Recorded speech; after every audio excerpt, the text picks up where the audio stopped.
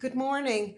This is Leslie Walker-Hirsch, and I'm speaking for Glass Alliance. And today I'm getting to interview and speak with Alex Bernstein, a master glass artist, a maestro, I might say, who makes beautiful art glass from Asheville, North Carolina. Alex Bernstein, I'm so glad we could finally get together Good electronically. morning. Yes, thank you. It's nice to be here.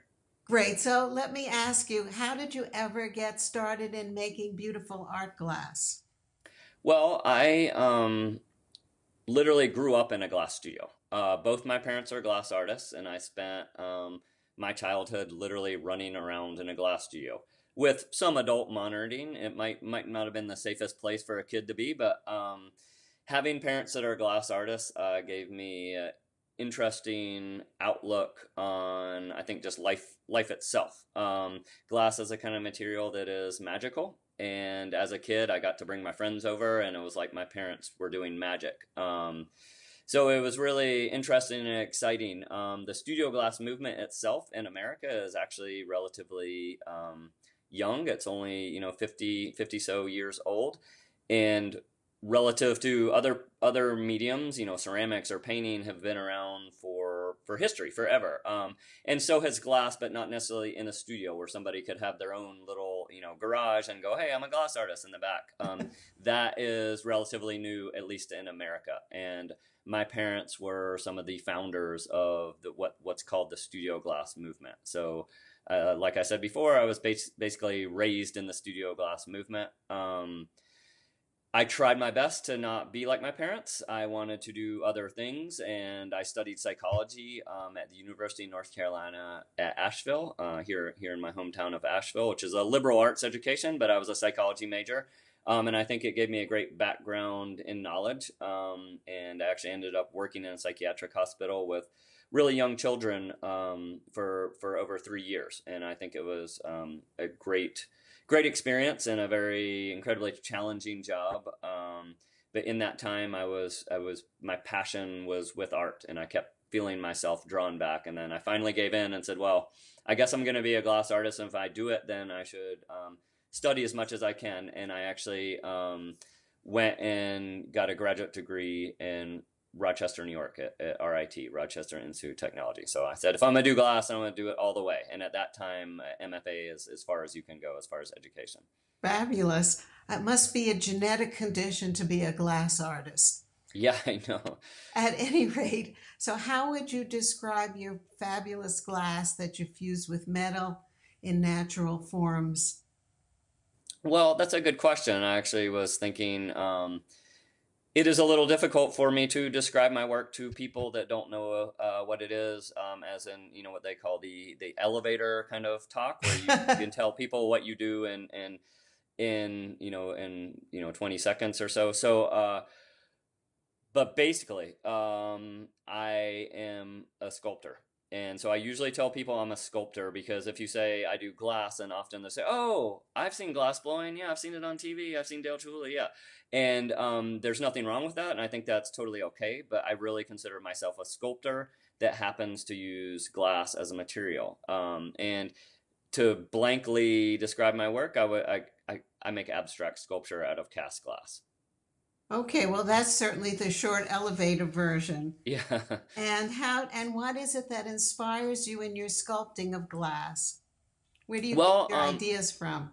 that's interesting. I think this may sound narcissistic or weird, but my pursuit of new ideas is usually the fuel for that fire is driven by what I've already done. So, not to say that I'm inspired by myself, but in my making process, at least currently, I make something, I explore something, and say, "Oh, what if I could do this? What if I could do that? What if I could do this?" Um, and so, and that's just how I work. And I think new ideas, fresh ideas, come from working. I just go to the studio and work. I never seem to run out of ideas because I'm always working. Anyone that says they're running out of ideas, I say, "Well, just work. Just go to work."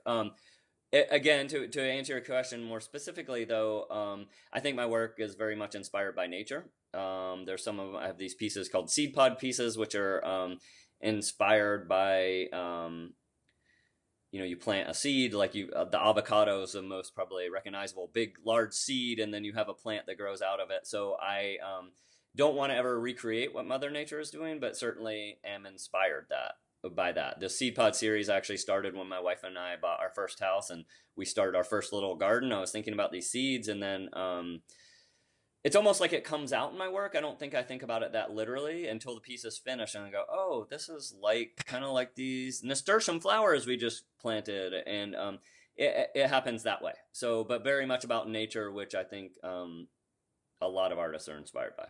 So so you're kind of a work in progress and a constantly creative artist. Even when you're not at work, you're creating in your head and then eventually applying it to your work. That's Yes. great. Yeah, I wish I could make it stop. I have nonstop ideas, and yes, I'm a passionate person, which can be a curse, and it's a great gift. Unfortunately, I have a 6-year-old, and he has the same passion. So you see him crying when TV shows are sad, and I say, I feel your pain. It's being a sensitive artist. But I am very sensing, and I try to pour that out into my work, and I hope the viewers see it, that I pretty much pour myself into my work, and I feel really lucky to do something I truly love to do. I truly love being in my studio, and I can't believe that I make a really pretty decent living doing it. I feel incredibly lucky. So, what advice would you give to some young glass artists who are just starting out in exploring glass as their medium of expression? Well, I think first and foremost is always make the best work you can possibly make, and try to make something new, something you've never seen. And I'm not going to say that the work I make, nobody's ever done it before, blah, blah, blah. I don't want to say that, but I personally was trying to find glass sculpture that I'd never seen before. And I mean, again, I keep going to the Seed Pod series, which people could probably look up online. But the Seed Pod, I'd never seen anything out of glass like that. And I was pursuing that. And it wasn't because I was trying to develop something new for the market. I wasn't thinking about it like that. I wanted to design something new that I had personally never seen before. It's just for me. I wanted to go to my studio and see something I'd never seen before. With that side said, so first, make the best work you can. Try to do something new, something you've never seen. And then second, you can't really wait around and wait to be discovered. You have to be proactive about your career. And I actually taught a class about this, so I could go on for hours about professional practice type work. But I was very proactive in developing my career, spent every penny I had on good images, because people see images of your work. They don't see your artwork. They usually see images of it. So I spent every penny I had. It was literally knocking on doors of galleries. I did all that. I didn't sit around and wait to be discovered. I tried very hard to make sure that I had a plan. And I think that's probably insight with having parents. You can't just sit around and hope somebody discovers you. The business of art is a different aspect of being an artist, and I see that you've mastered that craft as well. So, what do you Well, I would do? call it a work in progress, but I Okay. certainly work on it all the time. Yes. So when you're not working in glass, how do you spend the rest of your time? Well, as I said earlier, I have a 6-year-old and a wonderful wife, so I try to spend time with family, and I enjoy other creative things like cooking and I guess baking a little bit, and doing different things. Just smoking some salmon a few days ago. So I like to experiment and try, definitely cooking in the kitchen somewhere. And I'm also, what I would describe as a relatively competitive cyclist. I just spent a week in Italy doing a bike race, so I enjoy getting outside, and so fitness is very important to me. The work I do is very physical, so I feel the need to stay in good shape. So I ride my bicycle quite a bit. Well, that's a creative life. So if somebody was interested in seeing more of your art or even in commissioning a piece or purchasing a piece, how would they go about that? Yeah, well, I only work with galleries, so I don't really work directly, although I'm happy to answer clients' questions and talk to people and work through that. But you can find everything at alexbernsteinglass.com, which is my website. And in Santa Fe, there's Winter Road Gallery, Carla Winter Road, which is she's amazing and wonderful. I've been working with her for seems like probably almost 10 years. So you can see it in person if you're a local New Mexico, Santa Fe person. But again, I'm happy, and through my website, you can Google me and find me. I'm on Facebook and Instagram, although I'm a little bit new to Instagram. And happy to talk to people. And I don't mean to push people off by saying that I only sell directly through galleries, but that's just my business practice. But I'm happy to answer questions and talk to people. And if people have work that they're interested in, I would point them in the right direction at least. So yeah. Well, listen, is there anything else I missed that you wanted to tell our readers and listeners? Well, I think we touched very briefly on a lot of things. And again, any one of these topics I could probably go on for hours, but I know we're a little bit short on time, so I think we've hit most things.